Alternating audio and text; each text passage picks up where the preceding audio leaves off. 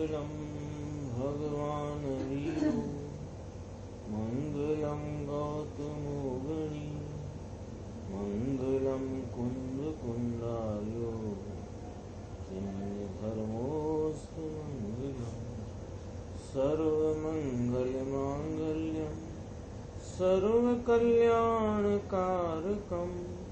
प्रधानम सर्वधर्माणां जैनं जयतु शासनम। मैं नमो तीर्थनायक को, नमो ओंकारवाणी को, नमो उन कुंद प्रभु को जिन्होंने ओंकार धारण की। अहो उपकार जिनवर का, कुंद का दिव्य वाणी का, जिन कुंद ध्वनि दाता उन कहान स्वामी का। सर्वव्यापीक चिद्रूप स्वरूपाय परात्मने सोपलब्धि प्रसिद्धाय ज्ञानानंदात्मने नमः। श्री प्रवचन सारजी परमागम ग्रंथ, इसके चरणान योग सूचक चूलिका अधिकार में जो अंतर अधिकार शुभ उपयोग अधिकार चल रहा है, उसकी 252 नंबर की गाथा, उसकी अपन आज स्वाध्याय प्रारंभ करते हैं। मूल ग्रंथ में 252 गाथा का सूत्र है, रोगेण वा क्षुधाय तणहाय वा समीण वा रूढं तिष्ठा समणं साहु पडिवज्जदु आदस्सति। आक्रांत देखी श्रमण ने श्रम रोग वा भूख प्यास थी, साधु करो सेवा स्वशक्ति प्रमाण ये मुनिराजनी। वैयावृत्ति के संदर्भ में यहाँ बात चल रही है। 252 गाथा की उत्थानिका में कहते हैं कि अब प्रवृत्ति के काल का विभाग बतलाते हैं। प्रवृत्ति यानी कि वैयावृत्ति।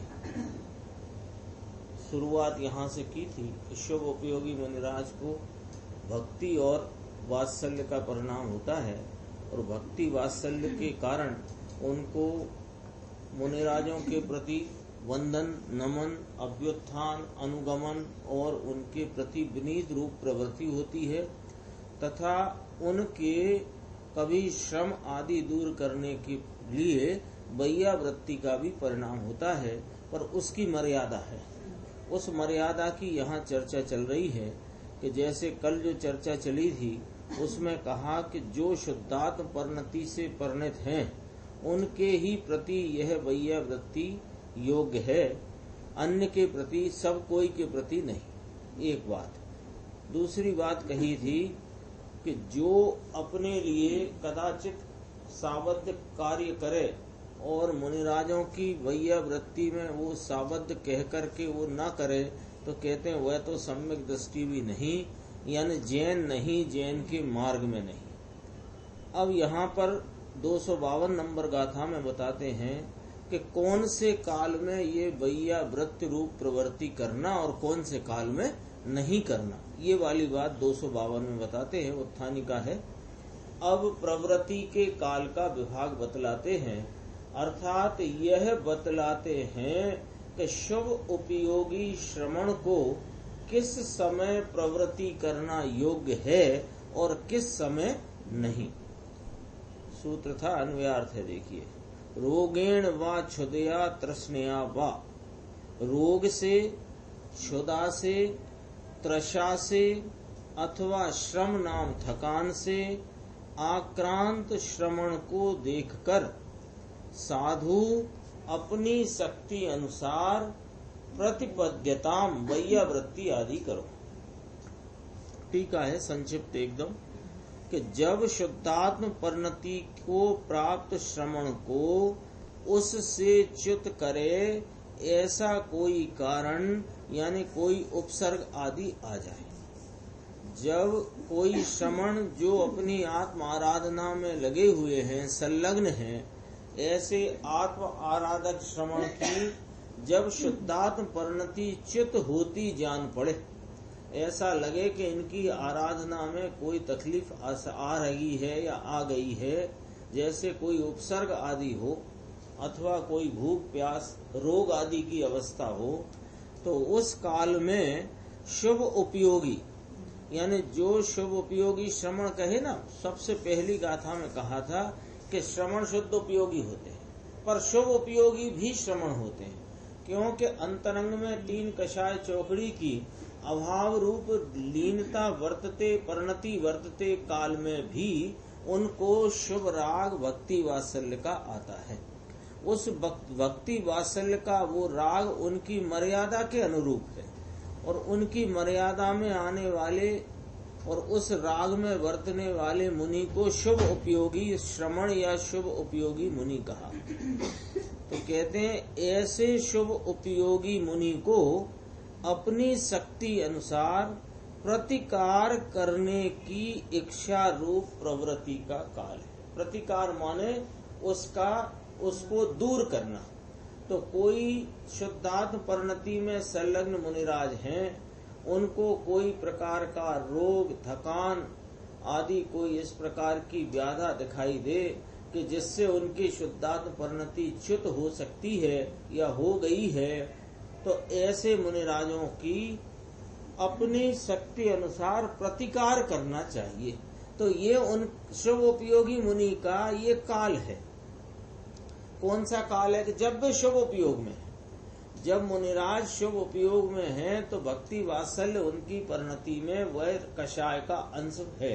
उस कषाय का अंश कौन सा कि भक्ति और वात्सल्य वाले कषाय के अंश में परिणमित शुभ उपयोगी मुनि को ऐसे शुद्धात्म परिणति में संलग्न मुनिराज की व्याधा का दूर करने का उपाय सहायता आदि करने का काल है।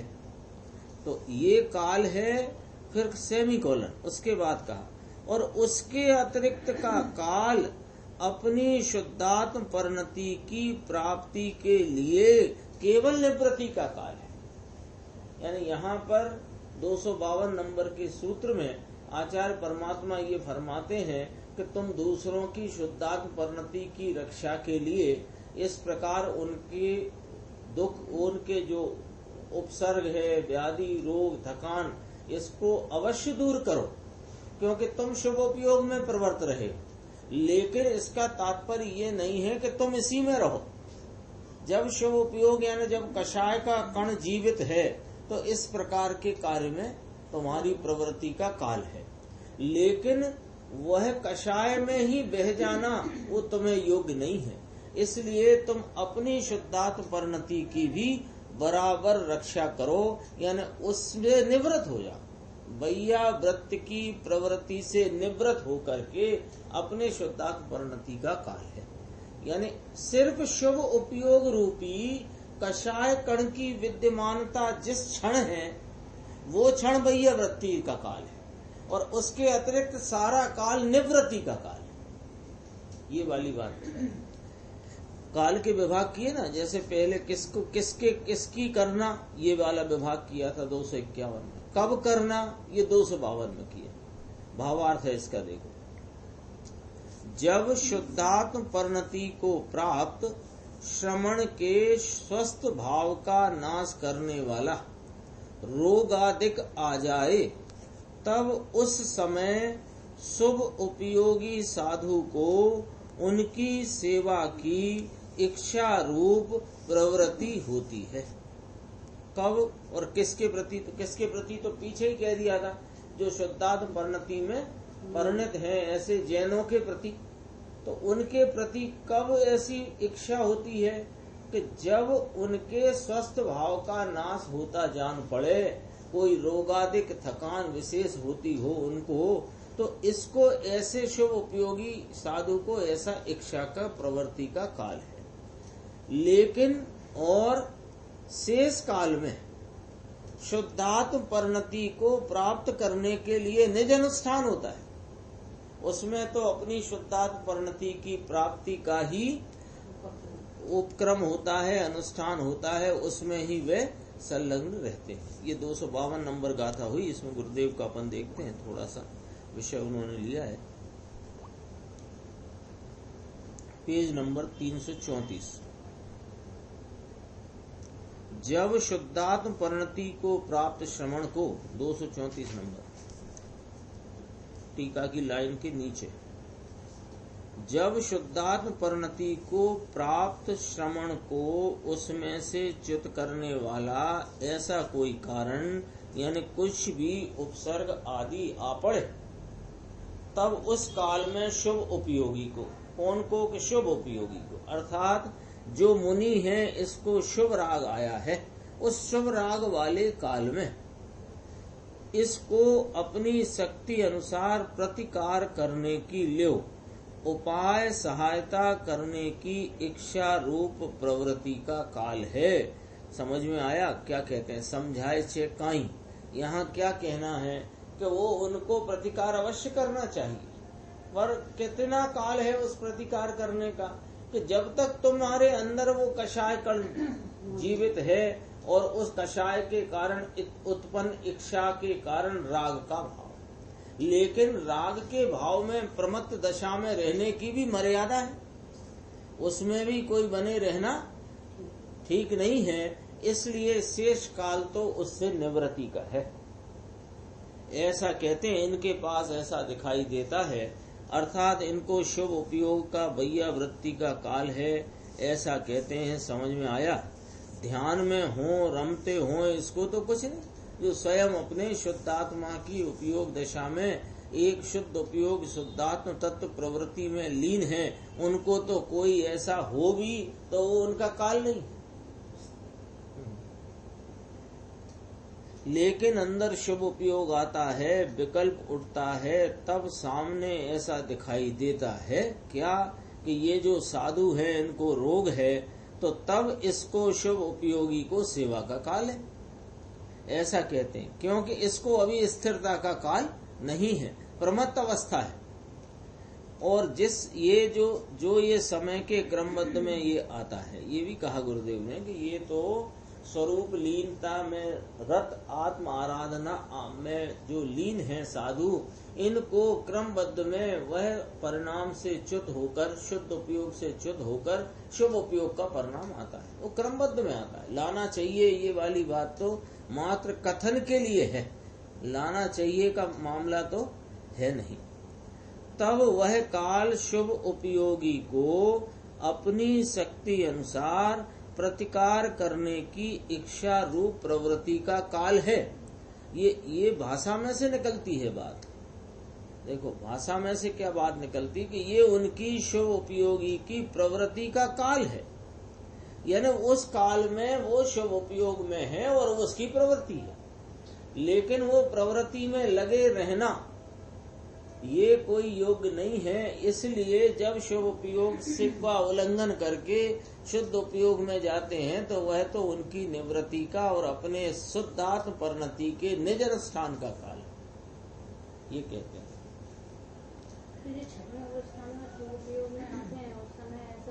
बुद्धिपूर्वक साथ में जाते हैं, अपने आप नहीं क्या अपने आप जाते हैं ना? अपने आप ही जाते हैं। बुद्धिपूर्वक क्या, राग का भी उल्लंघन करते हैं। जो राग वर्तता है ना, तो कोई प्रकार की कषाय के बस वो राग प्रवर्ता है, तो राग का उल्लंघन कैसे करे? तो राग का उल्लंघन करे, राग को नहीं छोड़ना पड़ता है। राग के उल्लंघन के लिए स्वरूप का आश्रय लेते हैं, तो स्वरूप को का आश्रय स्मृति में आकर के वो स्मृति में स्वरूप का भी राग टूट कर और वह शुद्ध उपयोग में चले जाते हैं।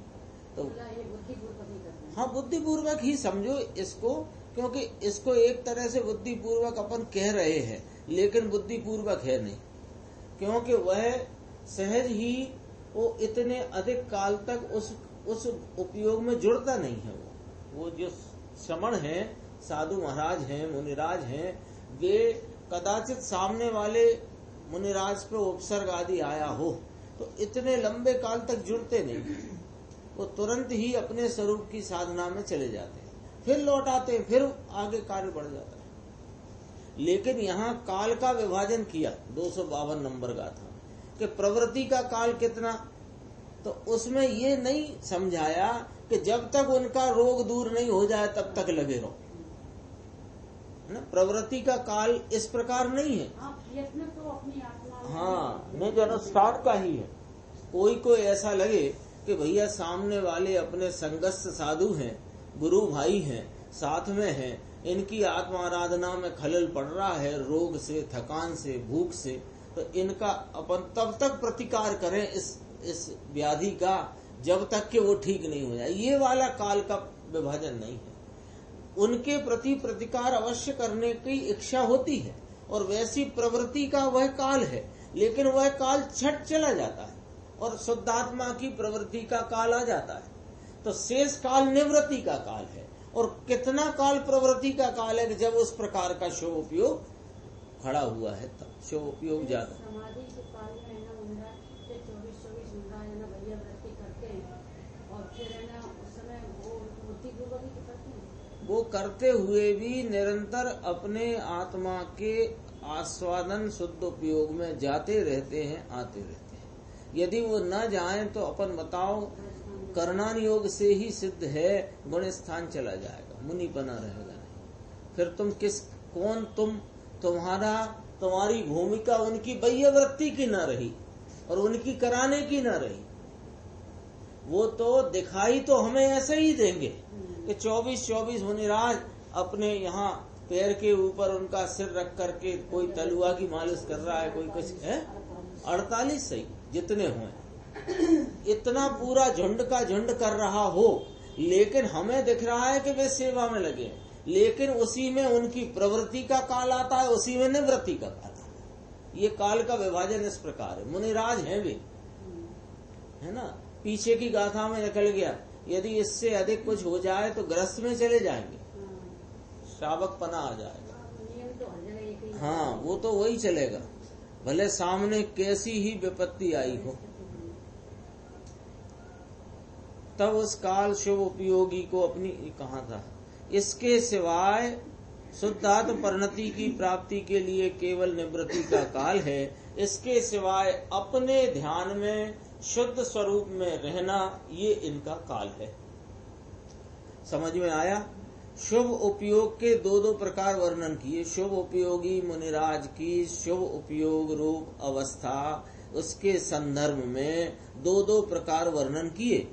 दो प्रकार। पहले की गाथा में 2 प्रकार यह वर्णन किया कि अमुक की सेवा करने लायक है और अमुक की सेवा करने लायक नहीं है। शुभ उपयोग होने पर भी उसकी भी कोई मर्यादा है। अब कहते हैं यहाँ शुभ उपयोग का काल, जब ऐसा रोग आदि परिसह मुनि को देखने में आए तो ये शुभ उपयोगी की सेवा का काल है। उस समय ध्यान का काल नहीं है, लेकिन वो जब वहां से निवृत्त हो तो वो ध्यान का काल है, वो सेवा का काल नहीं है। ऐसे लक्ष्य गया हो, ऐसा कहें, सूक्ष्म बात बहुत। 335 पेज पे थोड़ा सा और देखो, ऊपर की 15 एक लाइन छोड़ के है। उस सिवाय का काल स्वयं की शुद्धात्म परिणति की प्राप्ति के लिए मात्र निवृत्ति का काल है। केवल शब्द डला है ना, केवल माने मात्र निवृत्ति का काल है। वह प्रसंग नहीं, तब तो अंदर ध्यान में निर्विकल्प में रहना ये इसका काल है। आनंद स्वरूप में लीन रहे। इस समय शुभ उपयोग भी नहीं, यह निर्विकल्प होने का, शुद्ध उपयोग में रमने का यह काल है। अब साधारण प्राणी को तो ये ऐसा लगे कि क्या है ये बापू, अपने को लगे ये आप कहना क्या चाहते हो। कभी कहते हो कि सामने कोई ग्लान हो, श्रांत हो, थकान हो, उपसर्ग हो, परिसय हो आदि इत्यादि अवस्था देखकर प्रतिकार करने की इच्छा रूप प्रवृत्ति का काल है। और फिर उस काल के अतिरिक्त उस राग के उल्लंघन करके शुद्ध उपयोग रूप अपनी परिणति की प्रवृत्ति में और उस उधर से निवृत्ति का काल है। तो ये क्या तमाशा है क्या, ये कोई क्या नाटक है ये। अभी अपन जैसे चर्चा कर रहे थे कि 24, 48 या जितने भी मुनिराज हैं वे वैया व्रत कर रहे हैं और हमें दिख रहे हैं वे चारों तरफ बैठे हुए, लेकिन वे अपने स्वरूप का भी वहां पर आराधना चालू है उनकी। तो ये हमें लगे ये क्या है, ऐसा हो सकता है क्या? अपने को लगे ऐसा हो सकता है क्या? आहार करते करते शुद्ध उपयोग हो जाता होगा क्या? वैया व्रत करते करते शुद्ध उपयोग में चले जाते हैं क्या? गमन करते करते शुद्ध उपयोग में चले जाते हैं क्या? उपदेश देते देते शास्त्र की रचना करते करते शुद्ध उपयोग में चले जाते हैं क्या? बड़ा अटपटा सा लगता है, क्योंकि हम लोगों को समय समय की परिणति और उसके परिवर्तन का रहस्य नहीं मालूम। एक एक समय में परिणति उपयोग की और अन्य गुणों की प्रत्येक समय बदलती होती है कि नहीं होती? यहाँ भी छद्मस्त अवस्था में समूह रूप से बहुत सारा उपयोग आदि का वर्तन हो जाता है, तब असंख्यात समय बाद ख्याल में आता है। इसलिए हमें ये बड़ा अटपटा सा लगता है, लेकिन वस्तु का परिणमन असंख्यात समय से नहीं होता। वस्तु का परिणमन तो समय समय से होता है। उपयोग की दिशा भी समय समय पलट जाती है। ये हमारे ख्याल में नहीं आती बात, लेकिन है ऐसा। तो हमें लगती है अटपटी सी बात है। हमें ये लगता है कि ये तलुए की रगड़ाई कर रहे हैं, तो ये तलुए की रगड़ाई करते बुद्धिपूर्वक कर रहे हैं, लेकिन वो रगड़ाई के काल में शुद्ध उपयोग में चले जाएंगे मुनिराज। और ये तो जड़ का कार्य जड़ में हो रहा है, इससे क्या लेना देना है? और रह गया वो विकल्प, तो विकल्प तोड़ देते हैं और निर्विकल्प अवस्था में चले जाते। ऐसा ये गुरुदेव फरमाते हैं। देखो बापू, ये चरणानुयोग सर्वज्ञ की परंपरा में आचार्य संतों द्वारा कहा गया है। इस आगम में, इनके इस परंपरा मार्ग में समय समय का विवेक बताते हैं। समय समय का, एक एक समय में कैसे वहाँ आराधना चलती है और उसमें कैसे रुक पाते हैं, कैसे नहीं रुक पाते हैं, एक एक समय का विवेक बताते हैं। समझाए छे, धर्मी जीव को मुनि होते होने पर भी स्वरूप में शुद्ध उपयोग में रह नहीं सकता। देखो अभी क्या कहा, ध्यान रखना ये बात। खरा मुनिपना, वास्तविक मुनिपना तो शुद्ध उपयोग में रहना यही है, वो तो गौण है। शुद्ध अंदर में आनंद में ज्ञाता ज्ञेय के भेद को भूलकर अभेद स्वरूप ऐसी अभेद परिणति, स्वरूप से अभेद वर्तती हुई अपने अनंत गुणों की अंतर्मुखी परिणति, एक उपयोग की नहीं होती। सबके सब अनंत गुण अंदर में झुके हुए होते, उपयोग तो मुख्य है उसका।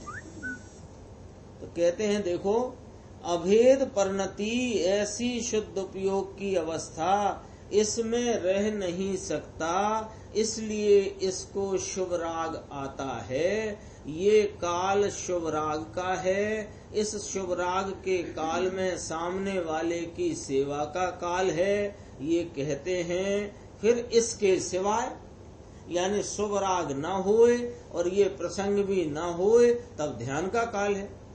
भारी बात समय समय का विवेक और समय समय के धर्मात्मा कौन सामने हैं, इसका विवेक करा करके वैया व्रत की व्याख्या करी है।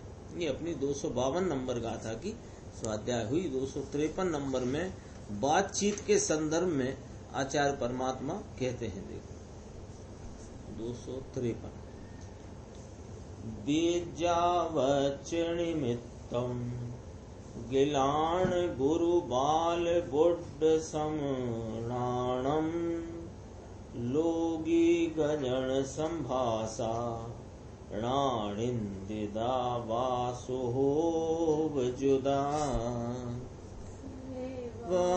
वानिमित्ते रोगी बालक वृद्ध गुरु श्रमणोतणी लौकिक जनों सह बात शुभ उपयोग युत निंदित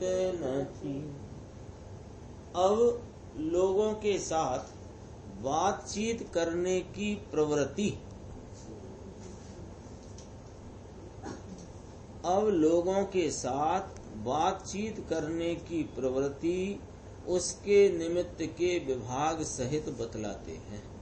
यानी किन से बातचीत करने की प्रवृत्ति होती है और किन से बातचीत करने की प्रवृत्ति नहीं होती है, ये वाली बात यहाँ बताना है।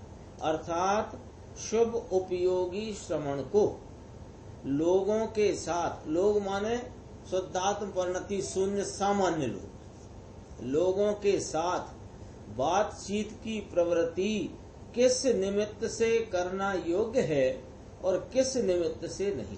अर्थात किस हेतु से मुनिराज शुद्धात्म परिणति शून्य जो सामान्य जन है लौकिक, उनसे बात करना ठीक है, उचित है, और किस हेतु से उनसे बात करना उचित नहीं। क्योंकि मुनिराज सामान्य लौकिक जनों के ज्यादा संपर्क में रहते नहीं, उनसे ज्यादा बात करने का उनके पास समय होता नहीं। यहाँ जो वैया वृत्त का प्रकरण चल रहा है उसमें बताते हैं कि किन के साथ और किस हेतु से बातचीत करना ठीक है, अन्वयार्थ इसका।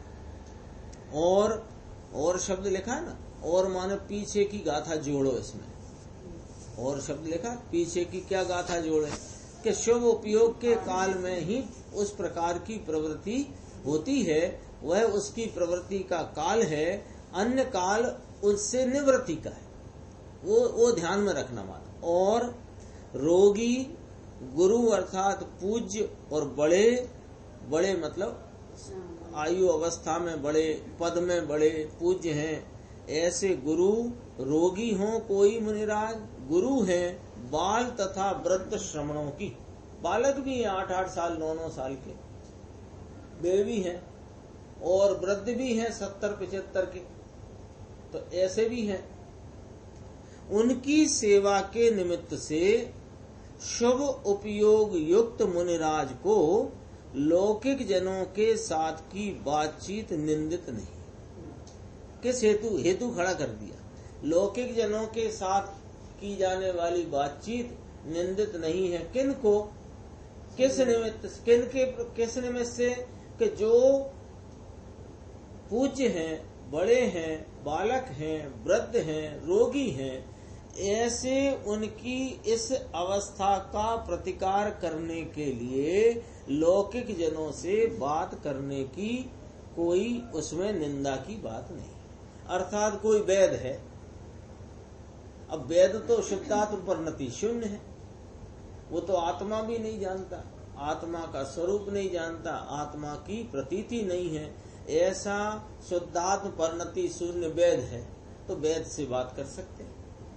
कोई गृहस्थ है जो श्रावक नहीं है, सामान्य शुद्धात्म परिणति शून्य है, उससे भी कोई बात कर सकते हैं। उनके थकान रोग के दूर करने के संबंध में उनकी कोई प्रकार का इस प्रकार प्रतिकार उपाय सहायता के लिए उनसे बात करना निंदित नहीं है। लेकिन इसमें क्या बात खड़ी हो गई कि अन्य से बात करना निंदित है, अन्य से अन्य हेतु से बात करना निंदित है।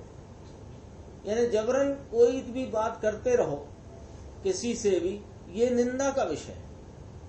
कौन को शुभ उपयोगी, शुद्ध उपयोगी को तो बात करने का प्रसंग ही नहीं है, शुभ उपयोगी को है, यानी शुभ उपयोग के काल में बात करने का प्रसंग है। और कितनी बात करना है कि वो उसका निमित्त यहाँ स्पष्ट किया कि बाल वृद्ध और जो पूज्य हैं, बड़े हैं, अथवा कि जो रोगी हैं, उनके इस रोग की सहायता या रोग का प्रतिकार आदि करने के निमित्त से। टीका भी संक्षिप्त है, देख लो। शुद्धात्म परिणति को प्राप्त रोगी गुरु बाल और वृद्ध श्रमणों की सेवा के निमित्त से ही शुभ उपयोगी श्रमण को शुद्धात्म परिणति शून्य लोगों के साथ बातचीत प्रसिद्ध है। प्रसिद्ध है माने शास्त्रों में निषिद्ध नहीं है, मार्ग में सर्वज्ञ के मार्ग में वह निषिद्ध नहीं है, तथापि किंतु अन्य निमित्त से भी प्रसिद्ध हो ऐसा नहीं। ये वाली बात यहाँ बताई गुरुदेव का। देखते हैं अपन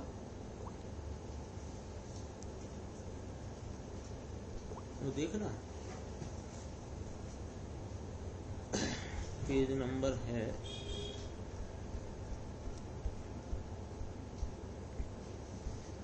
पेज नंबर 340 है, प्रवचन नंबर 244, इसके ठीक पहले का पैराग्राफ है। प्रवचन सार 253 नंबर का था। अब लोगों के साथ बातचीत की प्रवृत्ति, उसके दो भाग कहते हैं। मुनि की बात है ना, मुनि आत्मदर्शन सम्यक दर्शन प्राप्त किए उपरांत, सम्यक दर्शन पामेला, सम्यक दर्शन प्राप्त किए हुए और उसके उपरांत स्वरूप की परिणति अर्थात वीतरागी दशा विशेष हुई होती है। ऐसे मुनि को शुद्ध उपयोग में अंतर में रमणता में न होए, तब इनको शुभ विकल्प शुभ राग पुण्य का आता है। ये दूसरे साधु की बैया वृत्ति करने के लिए शुद्ध धर्म को नहीं प्राप्त जीवों के साथ भी बातचीत का प्रसंग होता है।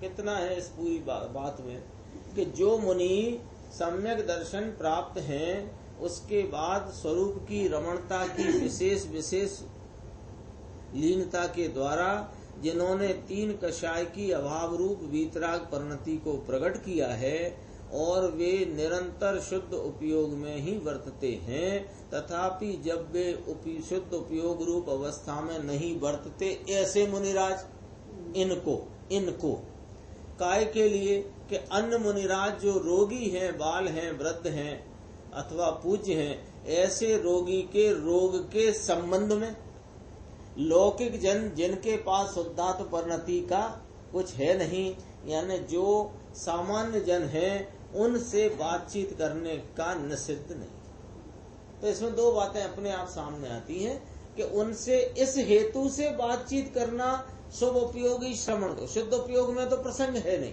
शुभ उपयोग के काल में प्रसंग है बातचीत का।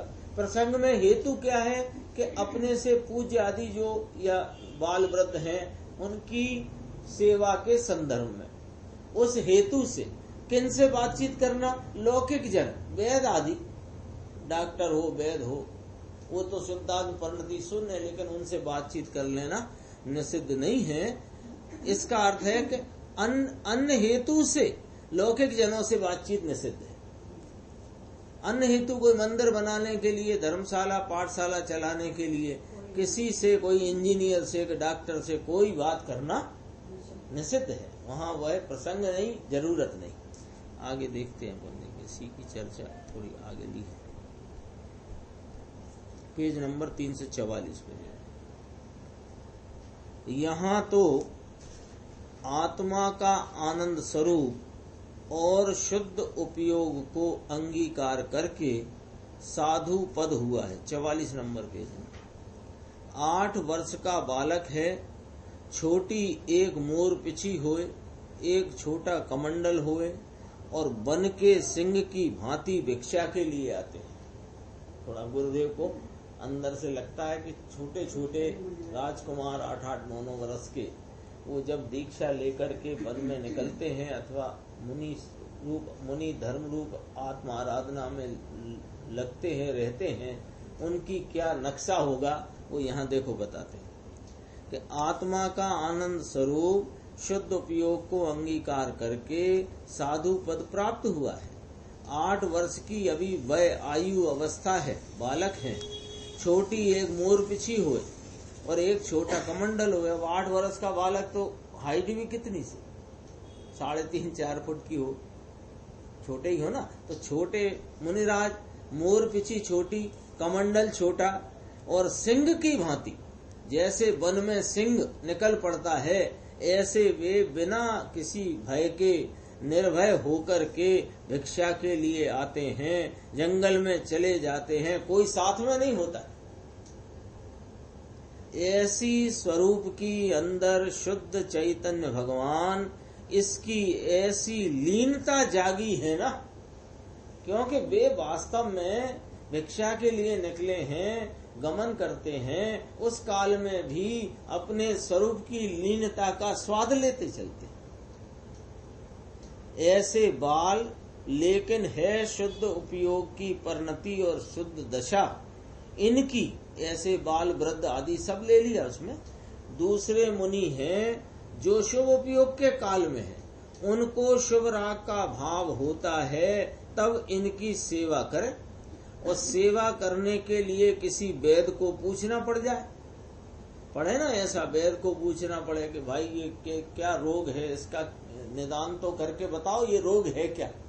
ऐसा इस प्रकार की कोई चर्चा वैद्य से पूछना पड़े कि हमारे ये क्या है ये इतना, तो ये धर्मात्मा मुनि शुद्ध परिणति वाले स्वयं भी हैं और वह शुद्ध दशा वाला वो भी है जिसकी वही वृत्ति की जा रही।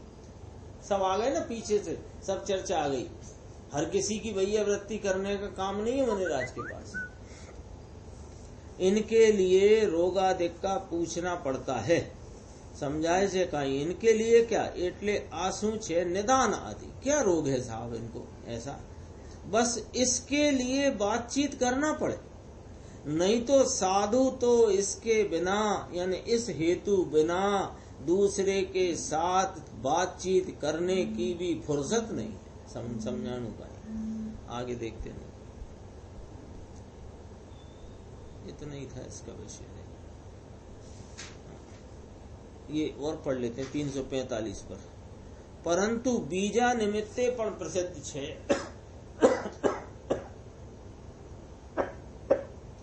ऐसा नहीं, यानी दूसरे हेतु से भी लौकिक जनों से बात करना प्रसिद्ध हो, ऐसा नहीं है। इसके सिवाय धर्मात्मा संत मुनि दूसरे वेदों के साथ दूसरे अमथी बातचीत करे, भाई आप कैसे दवा करते हो, तो आप कैसे पता कर लेते हो, तो फिर कभी मान लो इनको जो बीमारी होए अथवा किसी को होए तो कौन सी दवाई लेना चाहिए, फलाना कैसे दवा होती है, ऐसे कैसे होता है, इसमें कौन सी चीज फायदा करती है, हल्दी का क्या फायदा है, ऐसा बातचीत करने का मुनि को अवसर नहीं है, गुंजाइश नहीं है, अवकाश नहीं, फुर्सत नहीं। देखो ये साधु पद ऐसा होता है, साधु पद कोई ऐसा चलता फिरता काम नहीं है। यानी 5 परमेष्टि में जिनकी गिनती आती है, ये साधु कैसे होते हो, अपन विचार करो ना। जिनका 5 परमेष्टियों का जो समूह है उसमें जिसमें सिद्ध परमात्मा सर्वोत्कृष्ट अरिहंत भगवान सर्वोत्कृष्ट पद में विराजते हैं, उनके साथ जिन्हें गिना जाता हो, वो साधु पद कैसा होगा, ऐसा ही होगा चलता फिरता सा। ये कहते हैं देखो ये साधु पद दूसरे के निमित्त से भी प्रसिद्ध है, ये बात करने लायक का प्रसंग नहीं है, फुर्सत नहीं है, उनको ऐसा अवसर नहीं। ये 253 गाथा पूरी हुई। ये पढ़ लेता हूं मैं, फिर अपन 254 पढ़ेंगे। एक पैराग्राफ इसका पढ़ते थे। अब यह तकरारी गाथा है, 254 गाथा तकरारी गाथा है। तकरारी समझ गए, इसमें इसका सही अर्थ नहीं प्राप्त करके इसमें से अन्य अर्थ ग्रहण करते हैं और ग्रहण कराते हैं, इसका नाम तकरार है। 253 गाथा हुई। धर्मात्मा संत ने आत्मा की शांति और वीतरागता का अंदर अनुभव हुआ है और शुद्ध परिणति वर्तती है। परिणति अर्थात अवस्था, वीतरागी निर्दोष दशा वर्तती है। ऐसे संत को शुभ विकल्प हुआ। शुभ राग तो ऐसी शुद्धात्मा की रमणता करने वाले संत, साधु, बाल, वृद्ध, रोगी, इनके लिए मिथ्या दृष्टि वैध होए, अज्ञानी होए तो भी इनके साथ बात करनी पड़े, इस बात का निषेध नहीं है। इसके सिवाय दूसरी बातचीत करने का प्रसंग इनको होता नहीं, निषेध है। कहाँ तुम्हारी दुकान है, कैसा चलता है, ऐसा इनको होता नहीं। अपन 254 नंबर की गाथा वो प्रारंभ करते हैं। थोड़ी गाथा तकरारी है, देखो गाथा सूत्र है। ऐसा पसद्दत भूदा समनाणम वापुणो घर थाणम चरिया परेति भणिदा ता एव परम लहति सोखम शुभ चर्या श्रमण ने बलि मुख्य होए ग्रस्त ने तेना बड़े जग्रस्त पामे मोक्ष सुख उत्कृष्ट। ये गाथा अथवा ये अधिकार में जो क्रम चला आया है गाथाओं का, वो शुभ उपयोगी मुनिराजों की चर्चा है ना, श्रावक की नहीं। जैसे पीछे अपन ने देखा प्रवृत्ति का काल क्या, निवृत्ति का काल, उसमें भी होगी टीका। हाँ बड़ी है तो 2-3 पेज में चलती है। क्या है कि श्रावक है, उनको तो हर प्रकार का उपयोग में बरतता है, लेकिन ये चर्चा किसकी चलती है? शुभोपयोग प्रज्ञापन अधिकार है किसका है? मुनिराज का है। तो मुनिराज के शुभ उपयोग में भी मर्यादा का क्या प्रकार है, उसकी चर्चा यहाँ चलती है। इसलिए यहाँ देखिए, अब कहते हैं, अब इस प्रकार से कहे गए शुभ उपयोग का, किस प्रकार से कहे गए? पीछे की गाथाओं में भक्ति वात्सल्य की बात शुरू करी थी कि अरिहंतादिक के प्रति भक्ति और आचार उपाध्याय साधु के प्रति वात्सल्य आदि के भाव से परिणित हैं, ये उनके शुभ उपयोग की भूमिका है। तो भक्ति वात्सल्य में उनके प्रति अभ्युत्थान है, अनुगमन है, उनके प्रति विनीत प्रवृत्ति है, नमस्कार बंधन आदि है, और उनकी शांत ग्लान अवस्था हो, रोग आदि की अवस्था हो, तो उसे दूर करने का वैया वृत्ति का परिणाम भी शुभ उपयोगी मुनिराज को होता है। ये चर्चा आई, और वैया वृत्ति के परिणाम की भी विशेष चर्चा आई। किनके प्रति होता है, कब होता है, कौन सा उसका काल है, और कौन सा काल वैया वृत्ति का नहीं है, ये सब चर्चा आने के बाद अब कहते हैं, इस प्रकार से कहे गए शुभ उपयोग का गौण मुख्य विभाग बतलाते हैं। अर्थात यह बतलाते हैं कि ये जो शुभ उपयोग रूप वृत्ति बताई गई है ना, ये किसके गौण है और किसके मुख्य, ये वाली बात करते। चर्चा चलती है मुनिराज की, मुनिराज की चर्चा चलते हुए बात आ गई शुभ उपयोग की, और शुभ उपयोग क्या होता है इसकी चर्चा करते हुए बताया, अरिहंतादिक के प्रति भक्ति और आचार उपाध्याय साधु के प्रति भक्ति वात्सल्य का जो परिणाम है, उनकी वैया वृत्ति का जो परिणाम है, ये शुभ उपयोग है, अथवा इस प्रकार का राग वह शुभ राग है। अब ये वाला शुभ राग जो जितना वर्णन किया गया, ये किन के गौण पने हैं और किन के मुख्य पने हैं, ये वाली चर्चा यहाँ लेना है। 254 नंबर का सूत्र है। अन्वयार्थ देखते हैं इसका। यह प्रशस्त भूत चर्या, यह माने कौन सी? कि बंधन, नमस्कार, अभ्युत्थान, अनुगमन, विनीत रूप प्रवृत्ति और उनके श्रम, रोग आदि प्रतिकार करने की वैया वृत्त आदि रूप प्रशस्त चर्या, इसको क्या प्रशस्त चर्या कहा? शुभ राग रूप चर्या कहा, शुभ उपयोग रूप अवस्था कहा। तो ये वाली प्रशस्त भूत चर्या श्रमणों के गुण होती है और गृहस्थों के मुख्य होती है। हाँ, अब ये ऐसी चर्या तो श्रावकों के भी दिखाई देती है। वहीं से मिलाओ, अरिहंतादिक के प्रति भक्ति, वात्सल्य, उनकी बंधन, नमस्कार, अभ्युत्थान, अनुगमन, मान सम्मान में खड़े होना, उनका अनुगमन करना, उनके साथ रहना चलना, अथवा उनके प्रति विनीतता की प्रवृत्ति होना, उनकी रोग आदि की दशा में उनके वैया व्रत आदि का परिणाम होना, ये तो श्रावकों को भी दिखता है और मुनिराज को भी दिखता है। दोनों के लिए प्रशस्त है ये चर्या। श्रावक भी करते हैं, श्रावक भी करते हैं श्रावक, ऐसा नहीं है। लेकिन मुनिराज प्रत्येक समय साथ होते हैं ना, अधिकांश समय, इसलिए मुनिराज तो मुनिराज ही मुनिराज की वैया वृत्ति करते हैं। ये कह करके ये कहना है अज्ञानी नहीं करते, अज्ञानी भी नहीं करते, अविरति भी नहीं करते, श्रावक करते, ये लेना है। तो अभी अपने को यहाँ क्या प्रकरण चल रहा है कि शुभ उपयोग की चर्चा चली। अव्रती श्रावक भी कर सकते हैं। हाँ, अव्रती श्रावक कर सके, अव्रती सम्यक दृष्टि का सामान्य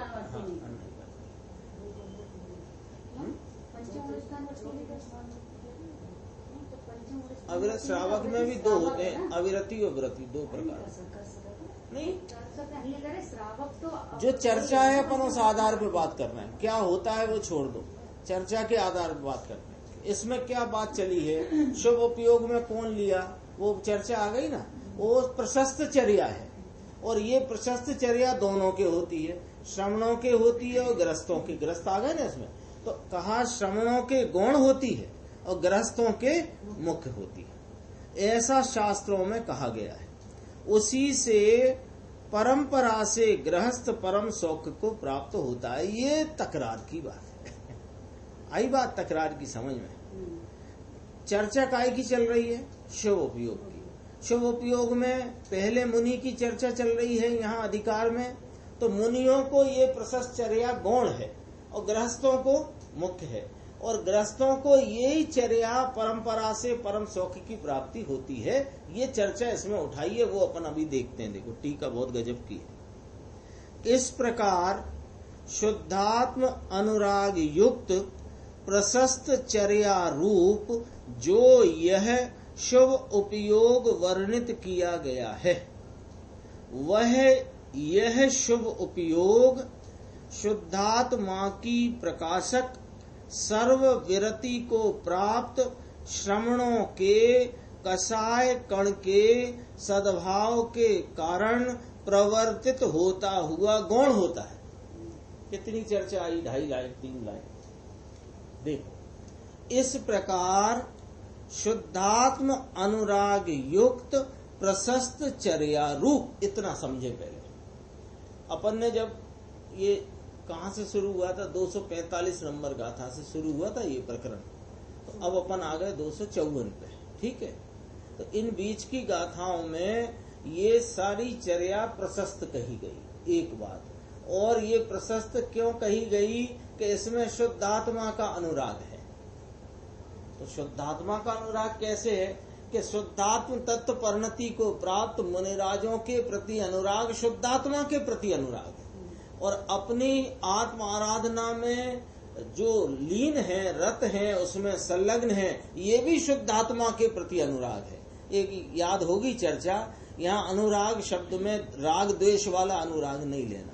यहाँ शुद्धात्मा की परिपूर्ण प्राप्ति का ही एक प्रयोजन है, ऐसा अनुराग है। तो उस अनुराग युक्त प्रशस्त चर्या है, तो ये कौन कहलाई, ये शुभ उपयोग कहलाया। ठीक है, ये देखो प्रशस्त चर्या रूप ये जो यह शुभ उपयोग वर्णित किया गया है, वह यह शुभ उपयोग किनको गौण होता है। अब पीछे का पढ़ लो, गौण होता है। किनको गौण होता है कि शुद्धात्मा की प्रकाशक सर्व विरति को प्राप्त श्रमणों के। ये क्या चीज कही, सर्व विरति को प्राप्त श्रवण माने 3 कषाय चौकड़ी की अभाव रूप वीतराग परिणति में जो शुद्धात्मा का ही प्रकाशन कर रही है, ऐसी परिणति को जो श्रवण प्राप्त हुए हैं अथवा जिनको ये प्राप्त हुई है वे श्रवण हैं, उनको अभी कषाय कण जीवित विद्यमान होने के कारण, ये भी सब टीका की लाइन में, कषाय कण जीवित विद्यमान होने के कारण, यहाँ लिखा कषाय कण के सद्भाव के कारण ऐसा शुभ उपयोग शुद्धात्म अनुराग वाला प्रशस्त चर्या रूपी शुद्ध उपयोग प्रवर्तित है, लेकिन गौण है। कौन के, मुनिराजों के। क्योंकि ऐसा क्यों कहा, गौण क्यों है, क्योंकि वह शुभ उपयोग शुद्धात्म परिणति से विरुद्ध ऐसे राग के साथ संबंधवान है। ये जो शुभ उपयोग है मुनियों की वैया वृत्ति का, उनके अभ्युत्थान नमस्कार वंदन आदि का, ये जो शुभ उपयोग है यह शुद्धात्म परिणति से विरुद्ध है। क्योंकि शुद्धात्म परिणति वीत रागतामय है और ये राग रूप भाव है। तो राग रूप भाव वीतरागता रूप परिणति के विरुद्धता वाला है, उससे विरुद्ध है।